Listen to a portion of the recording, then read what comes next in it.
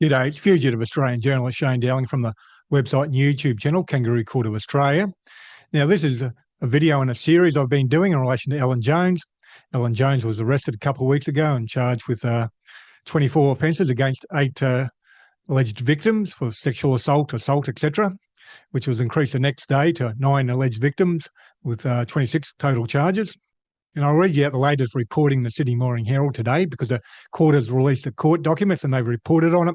Then I'm going to read you out an article I published in 2016 titled Ellen Jones, Jimmy Savile and Rolf Harris of Australian Media. And at the end of that article, I've actually got a link to a petition I set up on change.org to petition the Royal Commission into Child Sexual Abuse back in 2016 to investigate Ellen Jones. And the key point about me reading out of that article is because you got the media and a lot of people saying, oh, no one knew nothing. Well, there I am back in 2016 writing an article like that and actually petitioning the Royal Commission and setting up a petition for the Royal Commission to investigate Ellen Jones for sexually abusing children. Now, I'll read you a couple of paragraphs from the Sydney Morning Herald today.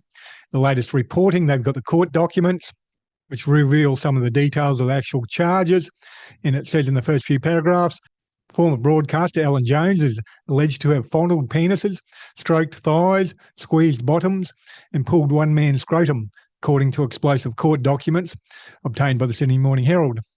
The alleged offending took place between June 2001 and December 2019 and allegedly occurred at Jones' former home in Newtown, his harbourside apartment, and his farm at Fitzroy Falls in the Southern Highlands and other places around Sydney. The youngest of Jones' alleged victims, complainant A, was a 17-year-old schoolboy at the time. Jones is alleged to have committed an act of indecency on him by kissing him using his tongue. Now, you can go on the Sydney Morning Herald website and read that full article.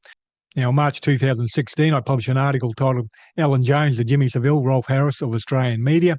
And it starts off, the ABC has given known child groomer and alleged pedophile, Ellen Jones, airtime to defend Cardinal George Pell's criminal conduct, while Australia is spending hundreds of millions of dollars on a Royal Commission investigating child sexual abuse. I think it is disgusting and should not have happened. But at the very least, the ABC should have made the audience aware of the documented allegations against Ellen Jones. The documented evidence against Ellen Jones is well known and freely available in the book Jonestown, with extracts of the child grooming easily accessible on the internet. The allegations include that Ellen Jones sent love letters to schoolboys, had boys in his room late at night and perved on him in the shower when he was a teacher at the King's School in Sydney in the early 1970s. This behaviour led to Jones' forced resignation in 1973. It was reported in November 2015 that the Child Abuse Royal Commission is currently investigating the King's School, which would make Ellen Jones an obvious target. And there's another reason why he should not have been on the ABC's Q&A program, being allowed to defend George Pell, who was another key witness of the Royal Commission. I've set up a petition on change.org titled Ellen Jones Groomed Schoolboys, Time for the Royal Commission to Investigate, so we can hopefully get to the truth. The ABC has plenty of questions to answer. The notorious UK pedophile Jimmy Savile, who was a television and radio personality, was protected for decades by the UK's national broadcaster, the BBC. It is time for Australia's equivalent, the ABC, to stop protecting Ellen Jones. To be fair, most of the Australian media protect Ellen Jones the same as Jimmy Savile was protected by British media. It was only a couple of years ago that the mainstream media wouldn't name Rolf Harris, who is now facing further charges. Background to the Ellen Jones Q&A appearance as per the below video. Jonestown, the Power and Myth of Ellen Jones, author, investigative journalist Chris Masters. Extract as written in the Sydney Morning Herald regarding Ellen Jones' time teaching at the King's School, 1970 to 1973.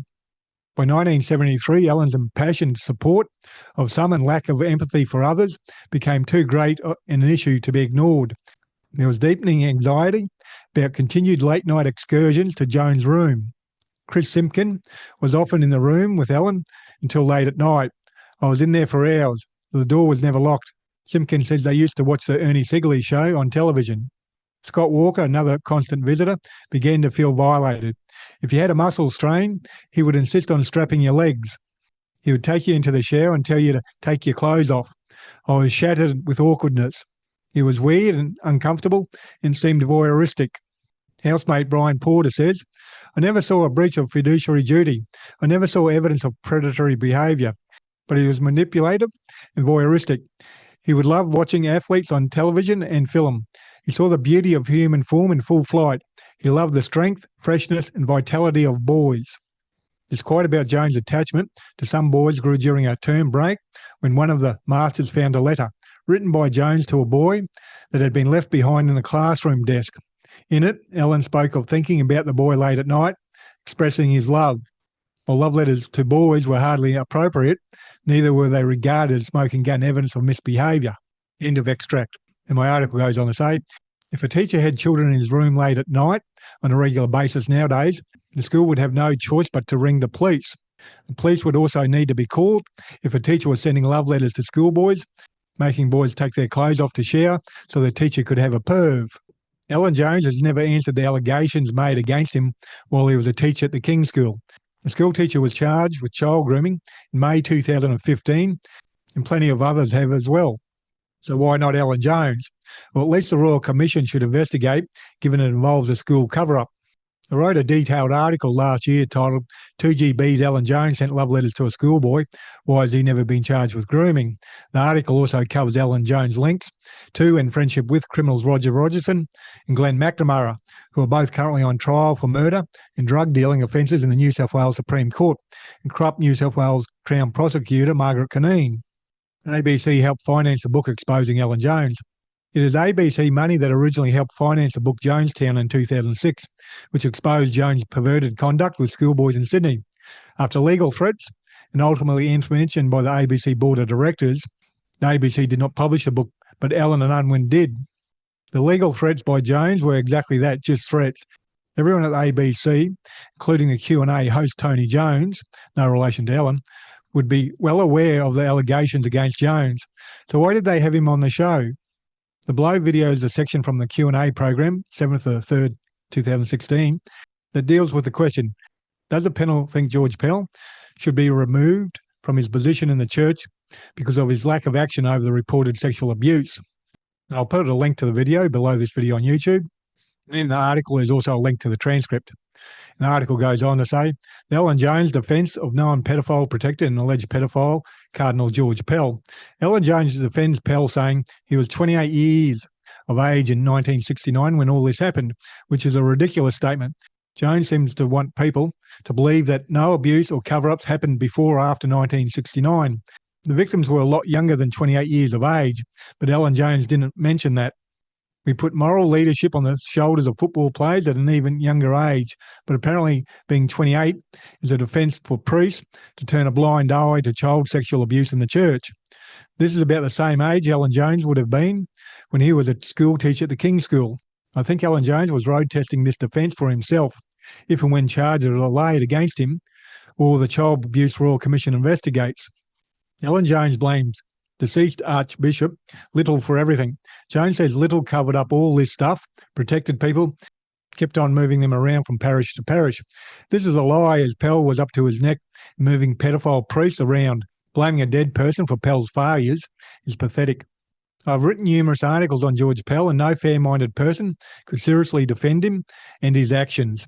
So, what motivates Ellen Jones to support George Pell when almost no one else does? I have no doubt it is Ellen Jones' own grubby past dealings with children in a sexual nature. The solution: it is time for Ellen Jones to be investigated by the Royal Commission into institutional responses to child sexual abuse. Sign the petition and help make it happen. Click here to read more and sign the petition. I've heard more than I've written about Ellen Jones, and it's not positive. But in this point in time, at least, it's up to the Royal Commission to investigate. Now, as I said at the beginning, this is a follow-up video. I've published a number over the last couple of weeks, especially about the cover-up that's been going on for years. And I'll put a link to the Q&A program where Jones defended Pell, and also to that article below this video on YouTube. And you can go back to the videos I've published over the last couple of weeks in relation to Ellen Jones. And please hit the like and subscribe button and notification button. And please share this video on social media. And Kangaroo Court of Australia's independent media. I publish a website and a YouTube channel. And I'm 100% crowdfunded from viewers like yourself. So please support my PayPal account or Patreon account. And the links for them will be below this video on YouTube. And you can donate any amount, $3, $5, $10, $15, $20, $30, $40, $50 a month, whatever suits your budget. All helps out in a big way. Other than that, thank you for your time and have a good day.